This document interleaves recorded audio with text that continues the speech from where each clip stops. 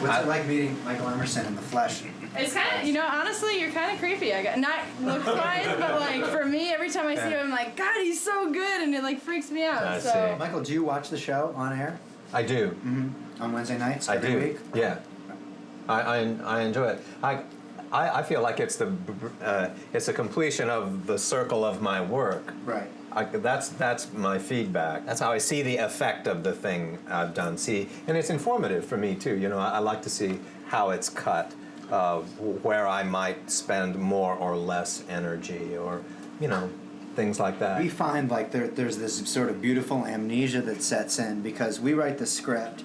And basically, we don't see the first cut of the show until probably like 3 or 4 weeks later. And by then, we've written like 2 more scripts. So by the time you see it, you're kind of like, what was this episode again? Like, why is Kate saving Ben's life? And probably when the story is only in your head, it is inevitable that you will overwrite or over-explicate it in order to connect the dots. And then when you see it manifest on film, in all its richness and glory, then some of that material you had thought is no longer necessary. The cool thing about post is that that's where the interpretive role that the actors play comes, really, that's when we get to see what the actors have done. And so there are certain moments, again, we'll write a line and we'll have an expectation for it. But for instance, when we sat here in the editing room and we watched you deliver Got Any Milk, I mean, right back in the beginning of beginning of your role in the second season, it was like, oh my God, this guy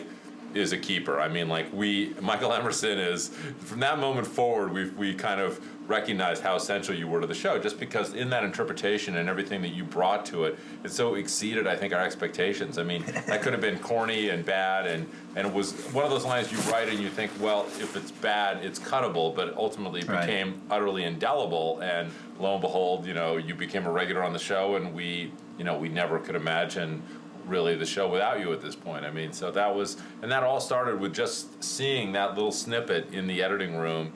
Well, I love that you let Ben occasionally be a kind of a wise guy. I think it's one of the things I hang on to about my part is that he does have a sense of humor, and he's occasionally droll, but he's not over interested in selling it either. Right. Exactly.